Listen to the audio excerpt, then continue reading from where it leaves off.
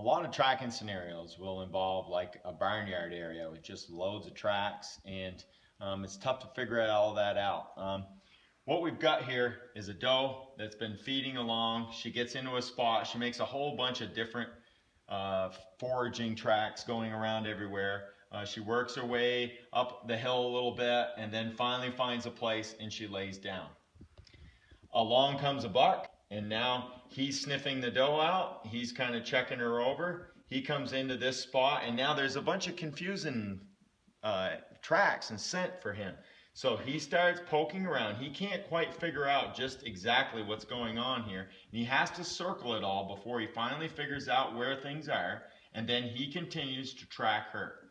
He's coming in behind her, comes up to her, and she gets up and takes off. He's just checking her, you know, that kind of not quite in heat yet, buck checking out a doe.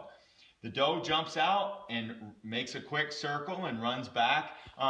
The distances we're talking here, this might be a half a mile from where you started to where she finally laid down. She made a whole bunch of big back and forth through the woods and then ended up laying down. The buck came along a little later, kind of ciphered out her track, got her up.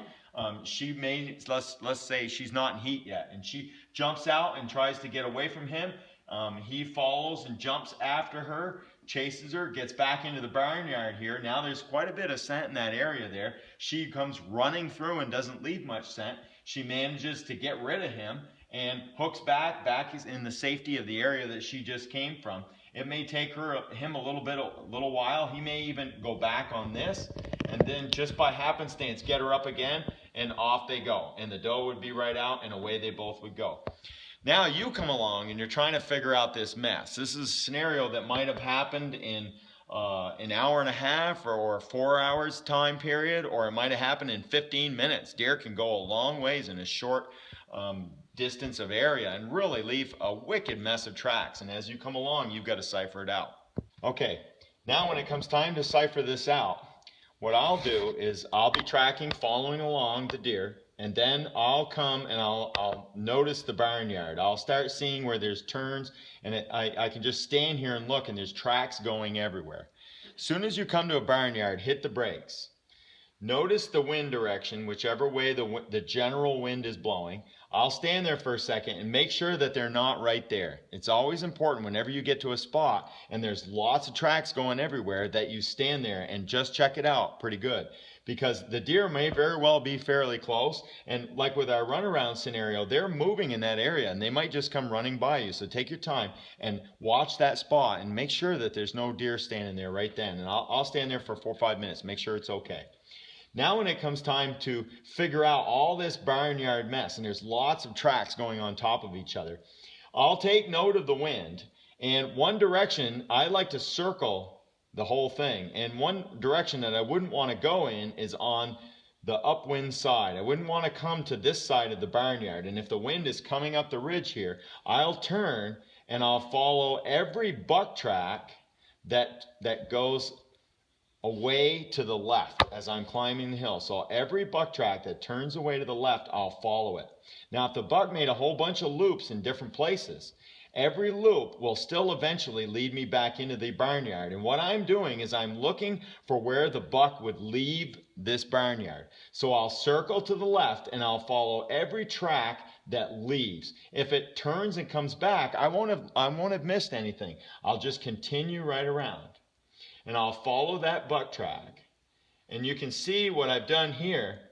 I've cut right to the chase of, now see, I don't know all of this that's going on, because this might be a 1/4 mile across here. I don't know where all the tracks go, but if I take the downwind side first and I circle and I find every buck track that leaves, that's that buck, I'll check around the whole outside, and I've cut right to the chase. I've come right to where he is, and all the messing around that he did in here, I cut that right off. If for some reason he had turned and left, I would just continue right out around until I found his exit.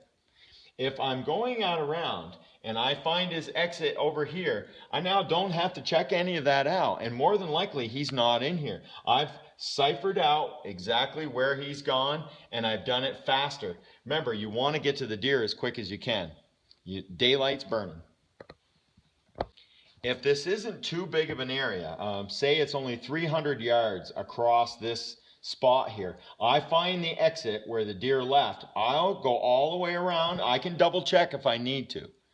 And sometimes it pays to double check, but most of the time you don't necessarily have to. I'll swing it, and if I find the exit, I can remember that. I can mark it with my foot in the snow or whatever, swing the whole thing, make sure it's good, come back to here and start right back in again.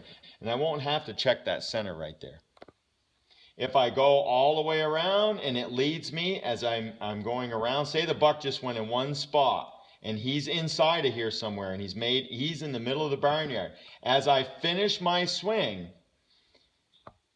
I'm going to really start looking for that deer, because as you make a hook and he doesn't come out, he's more likely to be in there, and you really want to be paying attention because more than likely he's right inside there. But like with our scenario here, I went right to the exit right away. This is kind of a time saver method. By coming into it, circling around real quick, focusing on the biggest possible buck, the biggest, best track, the longest, best stride, the widest, biggest hoof. And if I circle that and I go through, I've now cut off all this area that doesn't make any difference. I don't need to know where he went and he circled around, say, half the night. If I spend all my time trying to find and follow every single little thing there, I'm not going to cut right to the chase, and I want to find out where he is right now. And it's real important to circle it, and I like to circle on a downwind side. I'm less likely to have him smell me. Sometimes it doesn't matter. Sometimes they're going to smell you anyway. But if he exits anywhere, and especially if he runs away exiting, then now I know I better take that, because odds are good that's him. If he's chasing the doe and he circles and comes back, as I go around and everything keeps leading back into the middle, I just want to swing and circle the whole mess and find out where he exited. And if he exits over here and he's definitely leaving that spot, there's no need to even check the other half of it. That works good. Yep.